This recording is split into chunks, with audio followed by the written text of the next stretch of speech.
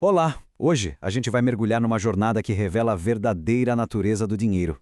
Uma história que mostra que o verdadeiro valor não está em acumular, mas sim em movimentar. E a gente já começa com essa ideia aqui que é o coração de tudo. O dinheiro não foi feito para ficar parado. Ele está sempre circulando, passando de uma mão para outra, de uma decisão para outra. É esse fluxo que define o poder do capital. Bom, e essa história toda começa lá em 2001, e não foi numa sala de aula de universidade, não. Foi uma oportunidade quase que por acaso que acabou se tornando a maior e mais inesperada lição sobre finanças que alguém poderia ter. Imagina só, com 15 anos, nosso protagonista entra num programa de formação. Por 6 meses, ele tem o primeiro contato com o mundo da administração, da economia, coisas como compensação de cheque, sistema bancário. Mal sabia ele que toda essa teoria estava prestes a ser testada na prática, e de um jeito muito intenso. E é aqui que cai a primeira grande ficha, de forma bem intuitiva. Toda essa experiência se tornou uma aula prática sobre fluxo de caixa.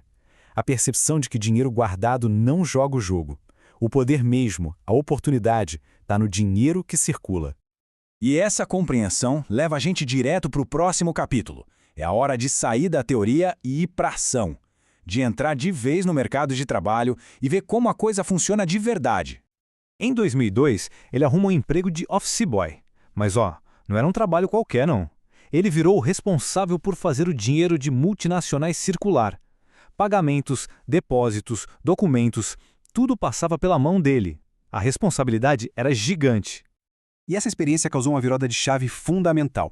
Antes, ele olhava aqueles prédios enormes de Alphaville e via um mundo distante, inacessível. De repente, ele tinha um crachá, um motivo para estar ali dentro. Ele deixou de ser um espectador para se tornar protagonista. Ele agora era parte da engrenagem. Essa frase aqui resume tudo de uma forma brilhante. A função podia parecer simples na teoria, mas na prática era totalmente estratégica. Ele era, literalmente, a artéria que levava o sangue do negócio, o dinheiro, para onde precisava ir, mantendo tudo vivo e funcionando. Beleza, mas como é que ele fazia isso na prática? Especialmente numa época muito, mas muito diferente da nossa. Um mundo sem a tecnologia que hoje a gente nem pensa duas vezes para usar. Tenta imaginar o cenário. Não existia Pix, não tinha aplicativo de banco, nada disso. O dinheiro se movia fisicamente. Para pagar uma conta, era preciso ir até o banco, encarar uma fila gigantesca e correr contra o relógio para não perder o prazo. O tempo era o maior adversário. E para lidar com esse caos, ele desenvolveu uma estratégia própria, que não era só um jeitinho, era um verdadeiro exercício de microeconomia na prática. Ele chegava no banco, pegava o lugar na fila, pedia para alguém guardar e saía correndo para resolver outra coisa em outro banco. Tudo para otimizar cada segundo.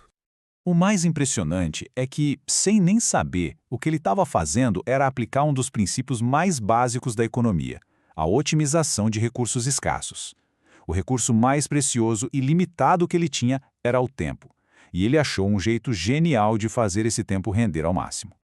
Essa jornada toda também ensinou que documentos financeiros são muito mais do que só papel. Pega um cheque, por exemplo. Parece simples, né? Mas o que ele realmente significa? Na verdade, um cheque é uma obrigação. É uma promessa de pagamento que carrega um peso, uma responsabilidade enorme.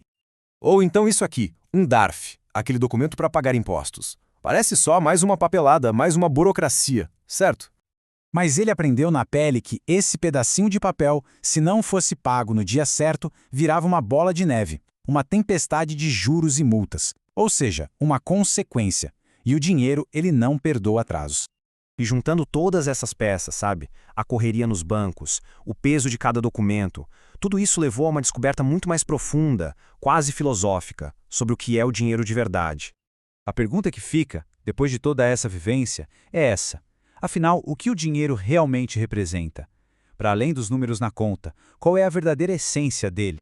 E a resposta é que o dinheiro, na verdade, é um resumo. Cada real na nossa mão é um resumo de horas de trabalho, de energia que a gente gastou, de saúde que foi investida. É um reflexo do conhecimento que foi aplicado, das escolhas que foram feitas e até dos momentos com a família que foram perdidos no caminho. E o ponto central é exatamente este. O dinheiro não é o objetivo final. Ele é o resultado, o resumo de como a nossa essência, nosso tempo, nosso talento, nossa energia, é colocada à disposição do mundo. É quase como uma tradução dos nossos recursos mais valiosos. E a lição final que essa jornada deixa para a gente é um chamado à ação. Ficar parado é o contrário de gerar riqueza. A verdadeira inteligência financeira é entender o fluxo, é saber administrar e colocar o capital para trabalhar, porque o valor, como a gente viu desde o começo, está sempre no movimento.